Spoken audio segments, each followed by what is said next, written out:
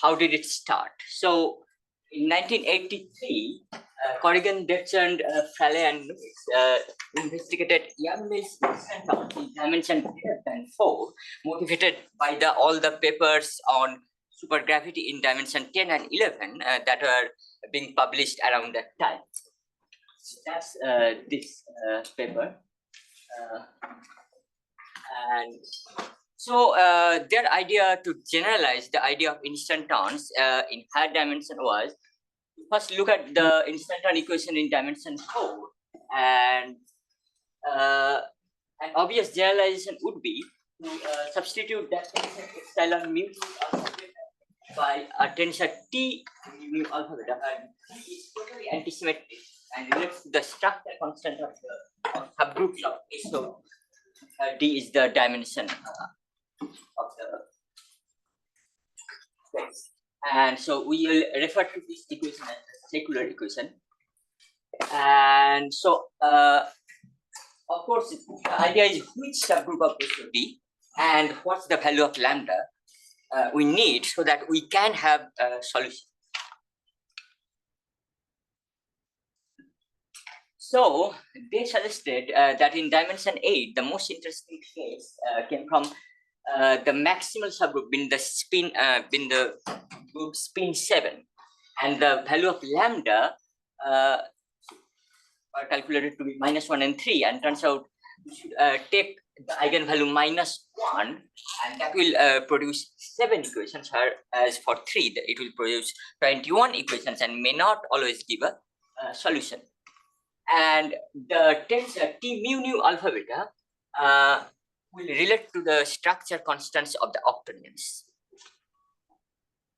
And for dimension 7, turns out G2 would be the most interesting case, because just delete one coordinate of your 8th, delete the 8th coordinate, and then you actually get the 7-dimensional instanton equation. And it follows from the fact that the octonionic structure constants are G2 invariant.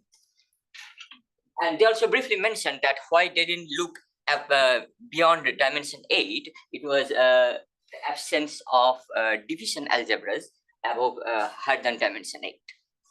Because obviously in their work, they showed that for dimension 7 and 8, the octonions play a huge role.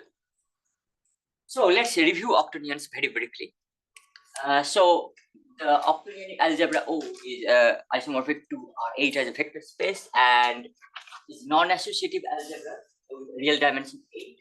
And we consider a basis 1 and E1 up to E7, and then that's the multiplication table. You can check that this is not associative. And you can actually summarize this multiplication table by Eij to beCijk Ek minus delta Ij.Cijk is totally antisymmetric and 1 when I take Ijk to be 0, and of course 0 for otherwise. So these are the octonionic structure constants. Structure constant for the octonion algebra. Now we describe Fraley-Nicolai, or what I call FN instanton. So there they actually calculated a solution of the instanton equation in dimension 8. So of course on R8, that's the paper. And soon after, Fubini and Nicolai, also being unaware of the previous paper, also came up with the same solution in this paper. So they considered the structure constant C capital M and PQ, but they wrote it in terms of the octonionic constant C M and P. So for when it's C M and P8, it's just the usual octonionic constant, and for CM and PQ, half epsilon M and PQ, RST, RST. So that's actually, you can recognize that's the hot star of the 3 form you can cook up from the octonion. So I'll talk about it later as well. So now you can define a projection from from the 28-dimensional SO8 to the 21-dimensional spin 7.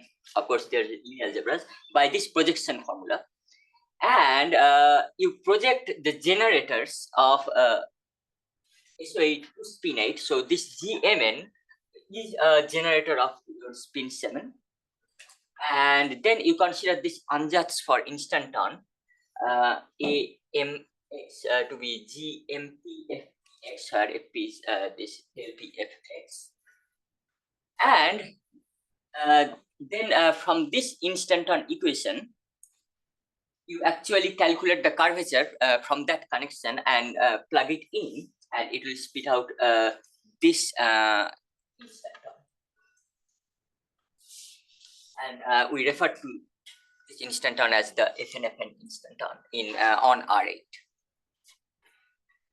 So almost a decade later, in 1995, Gunadin and Nicolai did the same thing, used the same techniques to figure out an instanton in R7, dimension 7 in this paper. And so they considered the gauge group to be G2, which is SO7 intersection with spin 7, and thus it's the same thing. You consider the generator of spin 7 and then project it to G2. So you can clearly see the projection formula. Yeah. And then you write you have the octonionic structure constant appearing there. And so again, very similarly to the 8-dimensional case, you consider this ansatz AMX equals GMN FNX, or Fn is FX. And then you do the same thing. You have the instanton equation. You calculate the curvature from that ansatz of the connection, and it will spit out this instanton, which we refer to as the Gunadin-Nicolai instanton on R7. So now we have instantons on R7 and R8. Also, you briefly saw the instanton equations, where you write it down using the octonionic structure constants. And so the importance, it's no surprise from the origin or the motivation behind these instanton equations coming from the supersymmetric Yang-Mills theory and supergravity and superstring theory, that it will have applications in these theories. So in 1991, Harvey and Strominger wrote down a set of 3 equations for low-energy heterotic field theory, where this 8-dimensional FNFN instanton equation was one of the 3 equations. That's the paper of superstring solitons. And in fact, FNFN instanton is a part of the solution of the supergravity equations. And so the soliton solution describes a string in the 10-dimensional space-time. And you saw the Gunadin-Nicolai paper in 1995, and they themselves did the same thing for the 7-dimensional case. They extended the octonionic Yang-Mills instanton, which we refer to as Gunadin-Nicolai instanton, to an heterotic string solution in 7 dimensions. Sorry, can I just, so you keep calling these things instantons, but none of these have finite action. Well, yes, so the energy is infinite. But here we call it instanton because, first of all, the equation looks pretty similar, and it will satisfy the Yang-Mills equation. So dA star F, that's the equals 0. That's the Yang-Mills equation. It will satisfy that, and it is the critical point of Yang-Mills function. So all these will support calling these objects instantons. Only thing violates is the energy. But the Yang-Mills functional is infinite, so finding infinity as critical. This is the comment in the maths community. They call them instantons because that community is not so bothered about the finite net. So I think in maths community they look at compact manifolds where it's okay to call them instantons. They're also, well, that will tell you. What about periodic monopoles, right? They're interested in various kinds of non-compact manifolds. To continue, So for geometer and topologist in the math community, they would care about these instantons precisely because why they care about the 4-dimensional instanton as well. They are expecting to create this geometric diffeomorphism invariance in dimension 7 and 8, which was suggested by the Donaldson-Thomas-Segal program. So in dimension 4, you have the Donaldson invariant, and so the motivation for geometers or topologists to study these objects are to do the same in higher dimension. It's still very early and ongoing. So now that you know, you have seen the 7-dimensional and 8-dimensional instantons, in particular the 8-dimensional FNFN instanton. I can right now show you the main results of my own work. So let's start with an observation that the FNFN instanton can be written as, so A is the FNFN instanton. I can write it as A sigma plus order of r to the power nu minus 1, where A sigma is an instanton on S7, and for FNFN, this nu is -2. We'll call it the fastest rate of convergence. So you clearly see, and that's the asymptotic nature of the FNFN instanton, and we will exploit it. So we consider the modular space of FNFN instantons. So it's converging to this A sigma with rate mu, where my rate varies from -2 to 0. So I have a family of modular spaces, and that's my main theorem. So the virtual dimension of the modular space M A sigma nu is of the FNFN spin 7 instantons with decay nu varies from -2 to 0, with the point -1 removed. I'll explain it why I need to remove that -1 point. Is 1 when the rate varies from -2 to 1, and 9 when the rate is from -1 to 0. So the dimensions 1 and 9 are associated to the two known deformations of the FNFN instanton on R8, namely the dilation and the translation. Can you just explain again what A sigma is? Is it fixed, or is it allowed to be anything? It is a fixed instanton on the 7th sphere. So you fixed an asymptotic form for this thing, and then this is the space of solutions which are asymptotic to that fixed thing. Is that? Yeah.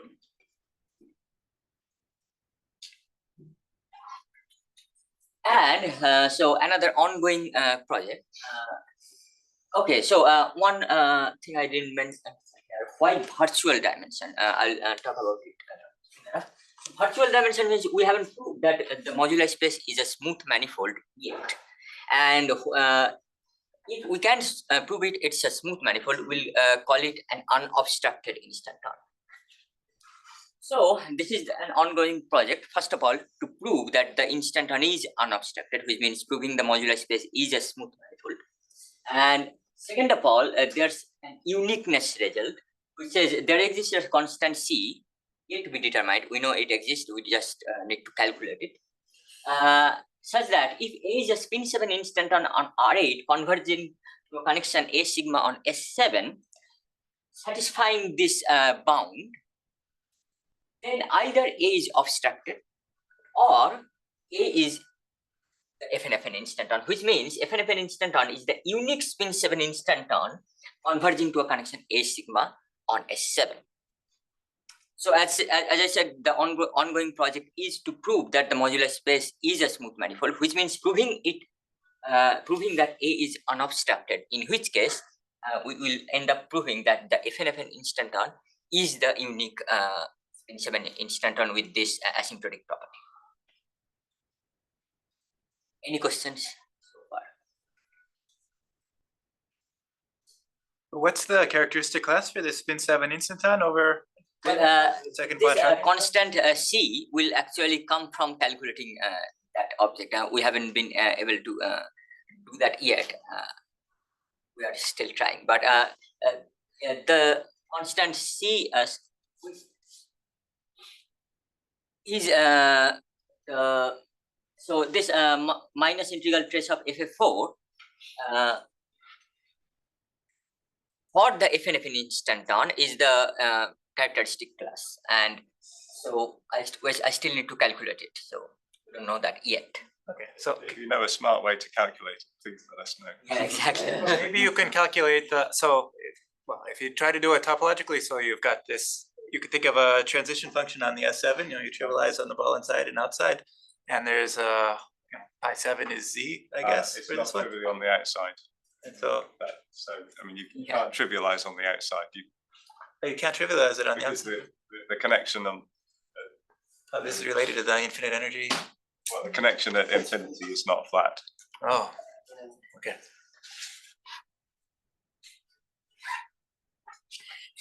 So so now I'll explain the geometric slash analytic framework. So how did I come up with this result? And of course, I used heavy differential geometric and analytic techniques. First of all, let's quickly review what are G2 and spin 7 structures. So we saw the octonionic structure constants.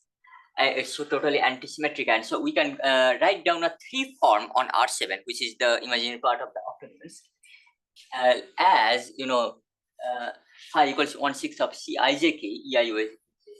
Okay, that's a 3 form.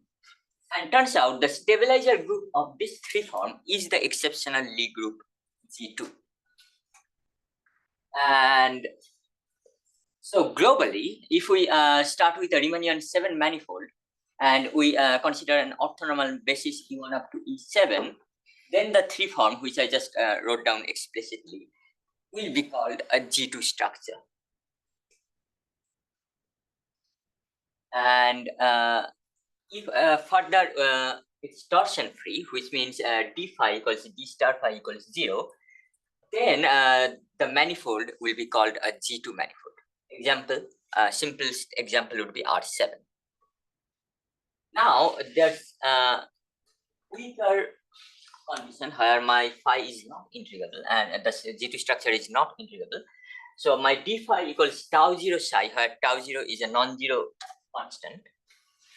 So psi is just the hot star of phi. Then we have a nearly G2 manifold. The easiest example would be S7. So similarly, I can define a spin 7 manifold as 8 Riemannian 8 manifold equipped with a 4 form, where I cook up the 4 form from my 3 form. Now, if you look at this, you can clearly see when I defined Fn instanton that C capital Mn PQ, this is basically the same thing. The coefficient of this capital phi is C capital Mn. And so I just consider, so this also follows from the fact that if you have a G2 manifold and you consider a cylinder over it, that will be a spin 7 manifold. And so for G2, I need the 3 form. For spin 7, I need this 4 form. And of course, simplest example would be R8. Now we can define instantons in a global way. So you already saw the instanton equations, and now do it on any manifold rather than on R8 or R7. So I will start with a G2 manifold sigma, and then I have a principal H bundle over it. So I can consider the curvature of a connection A on the adjoint bundle. And then, it would be A is a G2 type of that. A is a G2 instanton if the curvature satisfies this equation. So you clearly see, so this is basically the instanton equation you saw before written globally using cos theta. So this dimensionally makes sense because you have 2 form and you OS it with a 3 form, which makes it 5 form. And then you take the hot star in a 7-dimensional place, which gives you back again a 2 form, which is a negative of your curvature. And do the same thing for spin 7. You consider principal G bundle over 8 manifold, spin 7 manifold, and then you consider a connection on the adjoint bundle, and it will be your connection will be a spin 7 instanton if the curvature satisfies star of the 4th form with equals -7. Again, dimensionally makes sense. 2 form with 4 form, 6 form, you take the hot star in 8 dimensions. So you get back your 2 form. Again, there's notion of monopoles in dimension 7. So usually I don't mention this because I haven't worked on this, but considering the theme of this conference, it's worth mentioning the monopole story in dimension 7 as well. So it's the same kind of idea. You have this 8-dimensional spin 7 instanton equation, and you dimensionally reduce it to 7 dimensions, and this is the G2 monopole that is the Higgs field. And so this appeared only 10 years ago in the work of Gonzalo Oliveira in 2014. It was his PhD thesis, and he also gave many examples of monopoles on many different G2 manifolds. In fact, they are non-compact. And of course, if you make Fi0, you get back your original instanton equation. Are they formal critical points of the Yang-Mills-Higgs action? It is. So now I can describe the theory that I came up with, which enabled me to calculate this, the deformations of the FN instanton, and calculate the dimensions and everything. So we start by noticing that if you consider a cone over S7 and you attach a point, that's R8. So this fits into a general type of manifolds called the asymptotically conical manifolds, where you start with a nearly G2 manifold, you consider a cone over it, and then attach a compact set. And the geometry, namely the metric or the spin 7 structure of that 8 manifold, will be asymptotic to that of the cone. And so we call these manifolds an asymptotically conical spin 7 manifolds. Of course, R8 is the trivial example of manifolds. There are some others, namely the Brand-Salomon spin 7 manifold. So the negative spinor bundle of S4, that's another example. So now that R8 fits into this asymptotically conical spin 7 manifold, we notice that the instanton also exhibit the same kind of asymptotic nature. If you recall, our FN instanton converts to an instanton on S7 with a particular rate. So now we consider, so we want to calculate the deformation. We consider the twisted Dirac operator, and so this is how I came up with the diamond. So you consider this twisted Dirac operator, and here it's rate dependent. You can see that it's not the usual Sobolev space. That's nu minus 1 and nu minus 2 there. So that's the weighted Sobolev space. And then the deformation space and obstruction space are just the kernel and the co-kernel of this Dirac operator. And so these rates are very important. You can know more about these rates in the Lockhart-McEwen analysis, which particularly deals with asymptotically conical or asymptotically cylindrical manifolds and the analysis of them. And so there are particular rates where the dimension of the kernel of this Dirac operator blows up.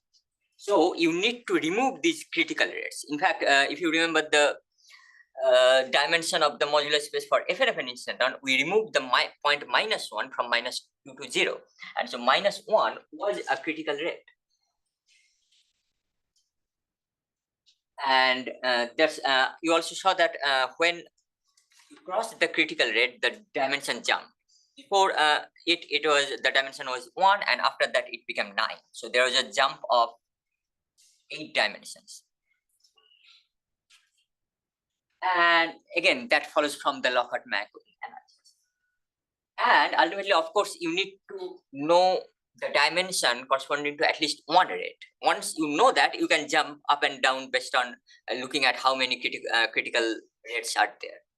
So to figure out at least the dimension corresponding to one rate, you need to calculate the index of your twisted Dirac operator. And for that, I have used the Atiyah-Patodi-Singer index theorem to calculate the rate. Turns out corresponding to the rate -5/2, the index is 0.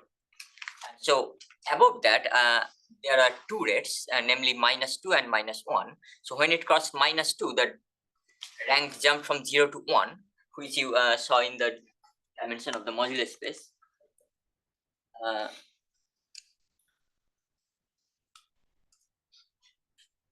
Right, it was 1.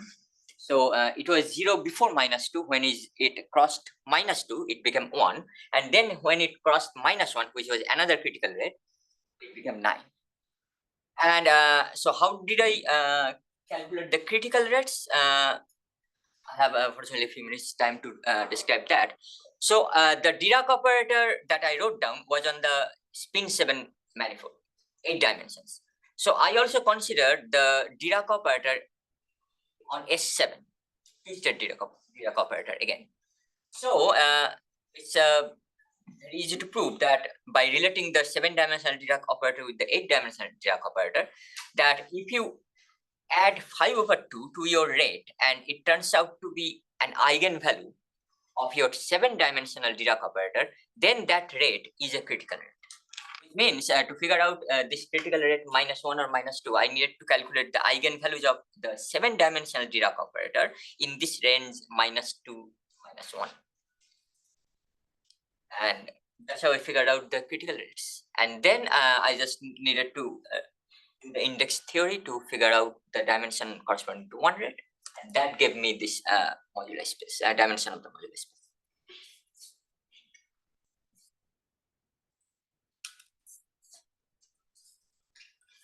Yeah, so I think I am done. So this whole talk is based on this paper. I just published at the beginning of the deformation theory of asymptotically conical spin 7 instanton.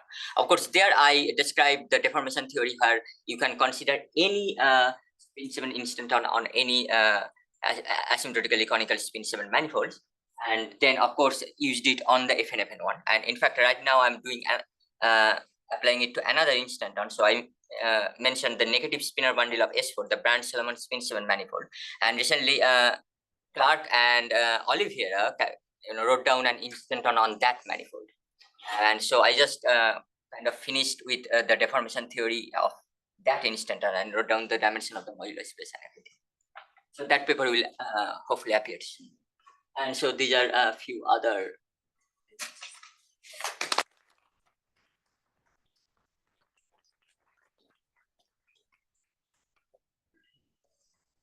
Do you have any intuition for what these parameters in this one-dimensional space or this nine-dimensional space mean? Well, I put it in the slide, but I guess I forgot to. No, I did talk about it, right? So those are the deformations coming from the dilation and the translation. Yeah, sure, but is there an obvious reason why this critical value makes some of these parameters disappear? That's what I'm saying. Why is it 9 to 1? Why is that suddenly disappearing? Oh, so we're talking about the dimensional jump. Yeah. Well, first of all, if you think of the dilation is 1 dimension, and then in dimension 8, you have the 8 directions for the translation. So those are the 8 parameters. And for the dimensional jump, if I did it rigorously, that critical rate, as I said, it corresponds to an eigenvalue of the Dirac operator. So you add 5/2 to the critical rate, and if that's an eigenvalue of the Dirac operator, then that's a critical rate.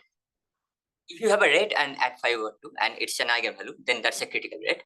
So that eigenvalue comes from the spin representation of spin 7. So you can actually use some harmonic analysis to split up your spinor bundle into direct sum of representations, and that -1 rate belongs to the spin representation of spin 7, which is 8-dimensional.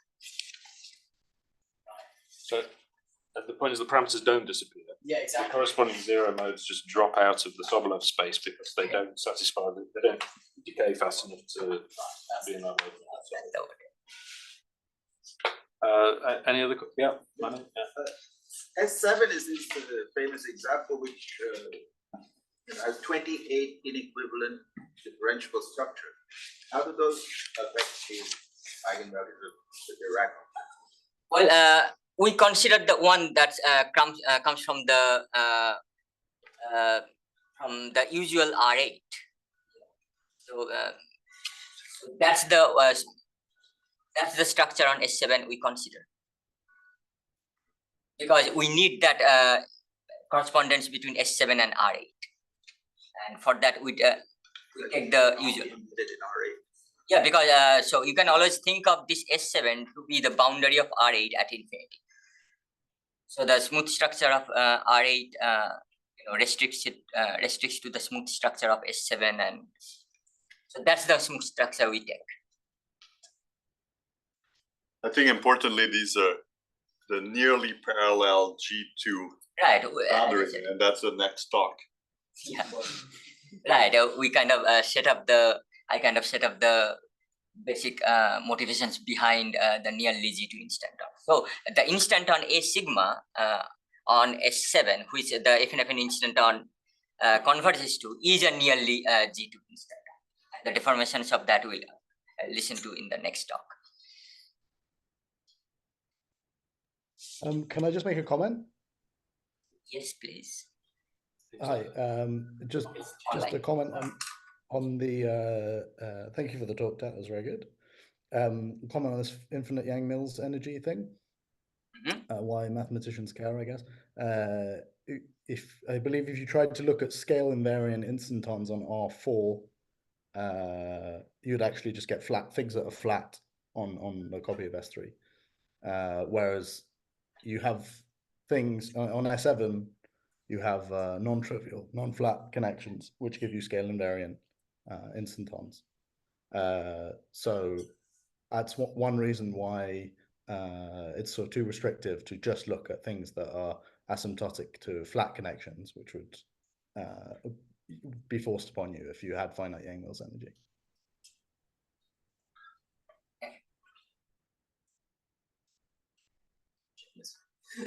I didn't quite catch that. It was talking about, I think the point was that there are non-flat things on S7.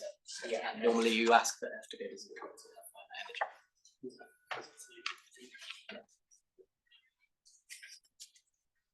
energy. Any more? Should I repeat myself, or was that I didn't quite hear the discussion? We might need to turn the speakers up. Close enough to the front that I heard it. Maybe repeat your point and speak a bit louder. Okay, sorry, I'll try shout. It was about this finite Yang-Mills energy versus infinite. If you try the models that you can take, so it's scale invariant instantons on R4, you just get flat things that are flat. But there are non-trivial scale invariant things on R8, like this model that was talking about. So it's too restrictive to just consider things that are finite Yang-Mills energy, because that would force upon you that the model is flat. Thanks. Any more questions or comments? Let's thank Tat again.